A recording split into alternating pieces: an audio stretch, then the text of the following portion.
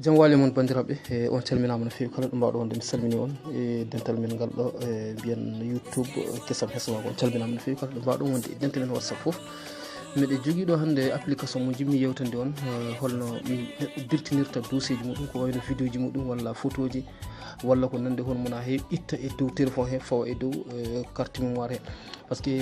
vidéo am ñanden mo kalnam ɗo on kadi koko fati noon ɗum ɗon foof ko beele tan portable o heeɓa lakkitade e mbawa wadde navigué walla mbawa wadde gueɗe kewɗe ɗe jiɗɗa taw portable maɗa bolkata application o mun ko oɗo application jimmi hollude on mo neɗɗo joni o haw uddito so Allah jaaɓi so udditima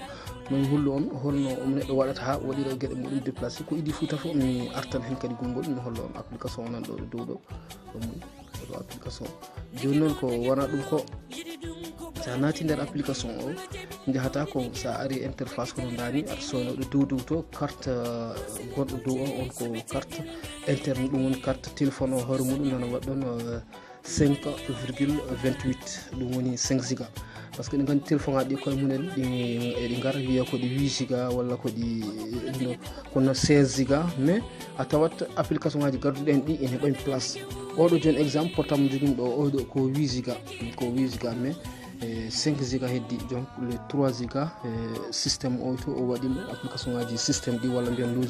logiciel système o on ɓami ɗum waɗi ɗum occupé donc pour que ɓe mbawa wadde déplacé guitta e dow téléphone o hoore muɗum mbaɗa e dow carte mémoire he application hay ñoɗɗata ko carte mémoire téléphone o sa weɗɗimo naata e dossier ji carte mémoire e mémoire téléphone o sa naati par exemple oɗo ko vidéo ji mbaɗaɗi téléchargé walla mbiyen application ngaji walla hay son ji oɗo joni oɗo hoore mum ko HD vidéo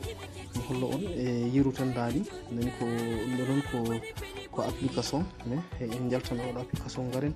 hedde oɗo vidéo par exemple oɗo sidi oɗo ɗum ɗo joni ko son woni ɗo muséum o keɗoɗon pour que mbawa tan wadde déplacé guitta e dow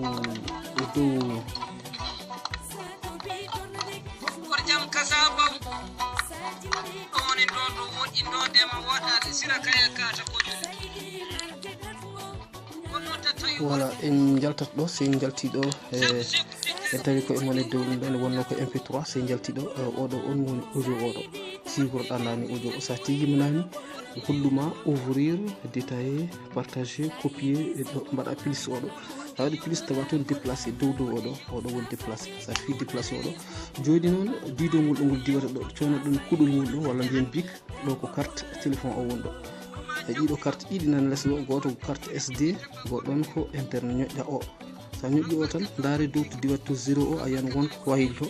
wonto carte SD wala so wonti honon carte SD nani tan mbaɗa accepté sa waɗi accepté joni o iwanto téléphone to o ara o jooɗo e carte mémoire maɗa nden noon bandiraɓe hani tan kaɗen ɗo hani hen wonde so Allah jaaɓi kala ko on paman hen on mbawi namtade kono kadi ɗo keɓiri toon application o jaaton koye dow Play Store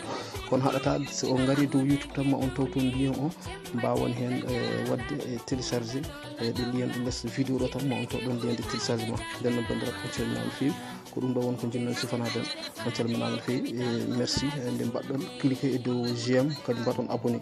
so Allah jaaɓi tan ma en mbawa jokkodirde ha no hanniri ni on calminama no fewi